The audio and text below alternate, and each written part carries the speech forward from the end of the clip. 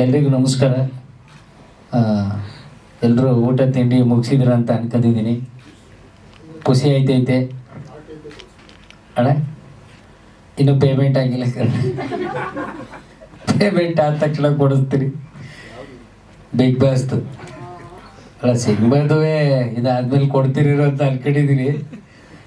ಆಮೇಲೆ big boss ಮುಗಿದ್ಮೇಲೆ ನನ್ನ ಫಸ್ಟ್ ಸಿನಿಮಾ ಇದು. ತುಂಬ ವರ್ಷಗಳ ಒಂದು ಸತತ ಪ್ರಯತ್ನದಿಂದ ಈ ಒಂದು ಸಿನಿಮಾ ತುಂಬ ಅಚ್ಚುಕಟ್ಟಾಗಿ ಬಂದಿದೆ.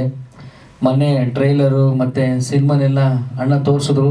ಅದ್ಭುತವಾಗಿ ಸಿನಿಮಾ ಬಂದಿದೆ. ಭಾರಿ ಖುಷಿಯಾಗುತ್ತೆ. ಕಾಮಿಡಿ ಕಿಲಾಡಿ ಮುಗಿಸಿದ ತಕ್ಷಣವೇ ಅಣ್ಣ ಆಫರ್ ಕೊಟ್ಟು ಈ ಸಿನಿಮಾ ನೀನು ಮಾಡಬೇಕು ಅಂದರು. ನಾನು ಬಿಡು ಒಂದು 2-3 ಪಂಚ್ ಹೊಡೆದು ನಗಿಸ್ಬಿಡೋಣ, ಶಾಕು ರಿಯಾಕ್ಷನ್ ಎಲ್ಲ ಕೊಟ್ಟು ತಿನ್ಕೊಂಬಿಡೋಣ ಅಂದ್ಕೊಂಡು ಹೋದೆ ಸೆಟ್ಗೆ. ಆದರೆ ಅದು ಹಂಗಲ್ಲ, ಅದರ ಆಪೋಸಿಟ್ ಕ್ಯಾರೆಕ್ಟರ್ ಇದು. ಏನು ಮಾಡಬೇಡಪ್ಪ, ನೀನು ಸುಮ್ಮನೆ ನಿಂತ್ಕೊ ಅಂತ. ಇದು ಯಾವ ಕ್ಯಾರೆಕ್ಟರ್, ಇದು ಹೆಂಗೆ ಆ್ಯಕ್ಟ್ ಮಾಡೋದು? ನನಗೆ ಆ್ಯಕ್ಟ್ ಮಾಡಿ ಬಂದಾಗೆಲ್ಲ ನಾನೇನು ಆ್ಯಕ್ಟ್ ಮಾಡಿಲ್ಲ ಬಿಡಿ ಇದರಲ್ಲಿ ಅಂತ ಅಭಿಗೆಲ್ಲ ಹೇಳೋದು.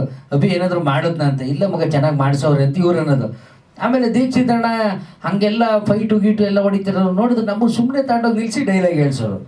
ಇದೇನು ಒಂದು ಶಾಕ್ ಇಲ್ಲ, ರಿಯಾಕ್ಷನ್ ಇಲ್ಲ, ಕಾಮಿಡಿಯನ್ನು ನಾನು ಒಂದು ಕಾಮಿಡಿನೂ ಮಾಡ್ತಿಲ್ಲ, ಏನಾಯ್ತೈತಿ ಇಲ್ಲಿ ಅಂತ ನನಗೆ ಶಾಕು. ಆಮೇಲೆ ಗೊತ್ತಾಯ್ತು, ಅವ್ರು ಒಂದು ಮಾತು ಹೇಳಿದ್ರು, ಸಂತು ನೀನು ಕಾಮಿಡಿಲಿ ರಿಯಾಕ್ಷನ್ ಕೊಟ್ಟು ಶಾಕಿಂಗ್ ಕೊಟ್ಟು ಪಂಚ್ ಹೊಡೆದು ನಗ್ಸೋದು ಬೇಕಾಗಿಲ್ಲ, ನಾನು ಏನು ಮಾಡ್ತೀನಿ ಅದನ್ನು ಮಾಡು. ಅದಲ್ದೇ ನಿನ್ನೊಳಗಿರೋ ಒಬ್ಬ ಸಂತು ಹೊರಗಡೆಗೆ ಬರಬೇಕು, ಆ ಕ್ಯಾರೆಕ್ಟ್ರ್ ಮಾಡಬೇಕು ಅಂತ ಅಂದರು. ಆವಾಗ ನಾನು ಅದನ್ನು ಚಾಲೆಂಜಾಗಿ ತೊಗೊಂಡು ಅಣ್ಣ ಹೆಂಗೆ ಹೇಳ್ತಾರೆ ಹಂಗೆ ಕೇಳ್ಕೊಂಡು ಆ ಸಿನಿಮಾನ ಮುಗಿಸ್ದೆ. ಬಟ್ ಸಿನಿಮಾ ನೋಡಿದ್ಮೇಲೆ ಅನಿಸ್ತು ನಿಜವಾಗ್ಲೂ ನಾನು ಅಲ್ಲದೆ ಇರ್ತಕ್ಕಂಥ ಒಂದು ಪಾತ್ರನ ನಾನು ಅದ್ರೊಳಗೆ ಮಾಡಿದ್ದೀನಿ. ಒಬ್ಬ ಅದ್ಭುತವಾದಂಥ ಗೆಳೆಯ, ಒಬ್ಬ ಪ್ರಾಣ ಸ್ನೇಹಿತನ ಗೆಳೆಯ. ಸಂತು ಕಾಮಿಡಿ ಮಾಡ್ದೇ ಒಂದು ಸ್ನೇಹಿತನಾಗೂ ಕೂಡ ಒಂದು ಜೀವ ತುಂಬೋದು ಅಂತ ಅಣ್ಣ ತೋರಿಸ್ಕೊಟ್ಟು ಅವ್ರ ಸಿನಿಮಾದಲ್ಲಿ ತುಂಬ ಅದ್ಭುತವಾಗಿ ಮೂಡಿ ಬಂದಿದೆ. ಆಮೇಲೆ ಶೂಟಿಂಗ್ ಸೆಟ್ಟಲ್ಲೂ ಅಷ್ಟೇ ದೀಕ್ಷಿತ್ ಅಣ್ಣ ಅವರ ಡೆಡಿಕೇಶನ್ ಮುಂದೆ ನಮ್ದೇನೂ ಅಲ್ಲ ಬಿಡಿ. ನಾವೊಂದು ಅರ್ಧ ಗಂಟೆ 1 ಗಂಟೆ ಲೇಟಾಗಿ ಬಂದರೂ ಅಣ್ಣ ಏನು ಬೇಜಾರು ಮಾಡ್ಕೊತಾ ಇರಲಿಲ್ಲ. ಆಮೇಲೆ ಕಳ್ಸೋದು ಸ್ವಲ್ಪ ಲೇಟಾಗಿ ಕಳ್ಸೋರು, ಲೇಟಾಗಿ ಬಂದಿದೆಯಾ ಅಂತ. ಆದ್ರೂ ಅವರ ಒಂದು ಡೆಡಿಕೇಶನು 3 ಶೇಡಲ್ಲಿ ಏನೋ ಬರ್ತಾರೆ, 3 ಶೇಡಲ್ಲಿ ಅಣ್ಣ ಸಿನಿಮಾ 3 ಶೇಡಲ್ಲಿ ಅವರೇ ಪಾಪ ಅದ್ಭುತವಾಗಿ ಆ್ಯಕ್ಟ್ ಮಾಡೋರೆ. ಒಂದು ಸೀನು ನಾನೇ ಫಸ್ಟ್ ಶೂಟ್ ಅದು ಇಲ್ಲಿ ಬೆಂಗಳೂರಲ್ಲಿ ಸುಲಭ ಶೌಚಾಲಯ, ಬೆಂಗಳೂರು ಸುಲಭ ಶೌಚಾಲಯದಲ್ಲಿ ಮಲಗಿರ್ಬೇಕು ಇವರು.